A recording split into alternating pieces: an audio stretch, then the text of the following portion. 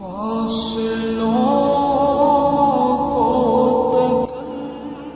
ইফতার মাহফিলের অনুষ্ঠানের সম্মানিত সভাপতি, ইফতার মাহফিলে উপস্থিত সম্মানিত সকল রোজাদারগণ, সকল উপস্থিতিবৃন্দ, আসসালামু আলাইকুম।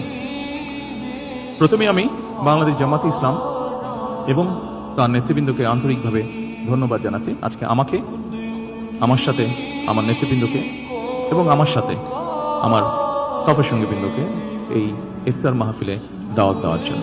সম্মানিত উপস্থিতিবৃন্দ, বাংলাদেশের মানুষ আজকে অনেক প্রত্যাশা নিয়ে, অনেক আকাঙ্ক্ষা নিয়ে, অনেক আশা নিয়ে আমাদের সকলের দিকে তাকিয়ে আছে, বিশেষ করে রাজনৈতিক দলগুলোর দিকে তাকিয়ে আছে। আজকে আমাদের এই ইফতার মাহফিলে আসুন আমরা আল্লাহর নামে শপথ গ্রহণ করি যে আমাদের আগামী দিনের কাজগুলো হবে এই দেশের মানুষের ভাগ্য পরিবর্তনের জন্য। আসুন আমরা আল্লাহর দরবারে সেই রহমত চাই যার মাধ্যমে আল্লাহ আমাদেরকে এই দেশের মানুষের ভাগ্য পরিবর্তনের জন্য, এই দেশের ভাগ্য পরিবর্তনে কাজ করার তৌফিক আমাদেরকে আল্লাহ তাআলা দিবেন।